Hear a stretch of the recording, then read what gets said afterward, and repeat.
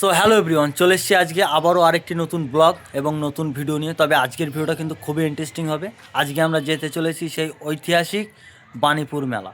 তো দেখতে পাচ্ছ আমাদের পালসার 150 আর শাহিদ আফ্রিদি অ্যান্ড আমরা তিন খলনায়ক ফুল অ্যান্ড ফাইনাল রেডি। তো তোমরা ভিডিওটা দেখতে থাকো, আর নতুন হলে আমার চ্যানেলটিকে সাবস্ক্রাইব করে যা বলি তাই আমার পাশেই থেকো। তো ফাইনালি আমরা বাণীপুর আর একদম ঠান্ডা ঠান্ডায় কোনো রকম আসার পরিষ্কার নেই, তাও আমরা এসেছি। তো আমরা বাণীপুর ঢুকছি, তো তোমরা দেখতে থাকো।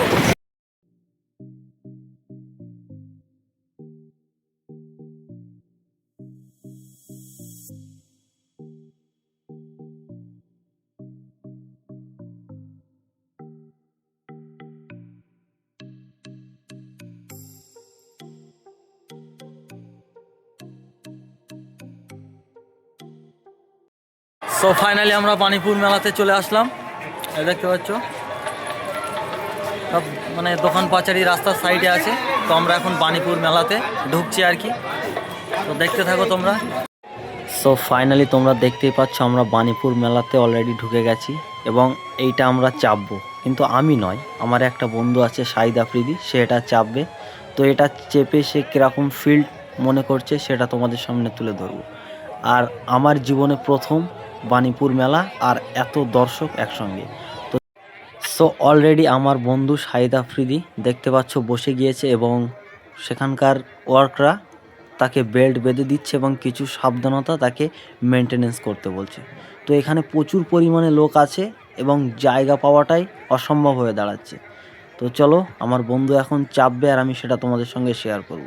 আর আমি সত্যি কথা বলতে এই সব জিনিস থেকে সবসময় দূরে থাকি। তো চলো, এর মজার আনন্দটা কী।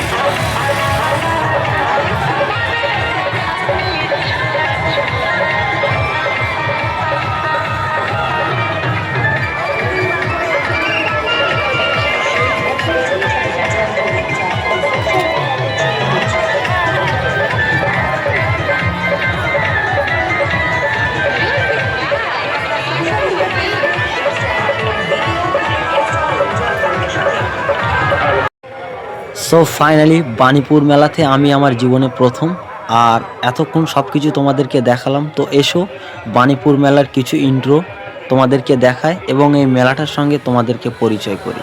তো অনেক ঠান্ডা লাগছে, সেই দেগঙ্গা থেকে এসেছি। তো চলো তোমাদেরকে কিছু দেখায়।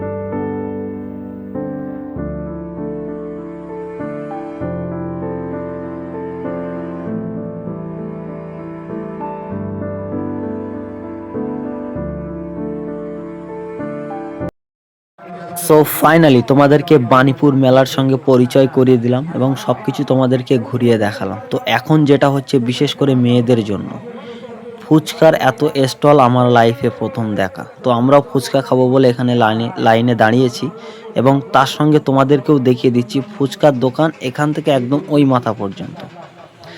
আর এত পরিমাণে দর্শক আর এত পরিমাণে মেলা দেখতে এসছে, একদম সত্যি কথা আজকে নিজের চোখে দেখলাম যে ঐতিহাসিক মেলা বাণীপুর মেলা। আর এটা হচ্ছে সেই মরণ কুয়ো, যেখানে প্রচুর লোক আছে আর গাড়ির আওয়াজে কান মাথা রাখা যাচ্ছে না। তো যাই হোক, আর বেশি দেরি নয়, আমার ভিডিওটি প্রায় শেষের পথে। তো তোমাদের জাস্ট আর কিছু জিনিস আমি ঘুরিয়ে দেখাবো, তো প্লিজ তোমরা অবশ্যই দেখো আর বাণীপুর মেলা একবার ভিজিট করে যাও।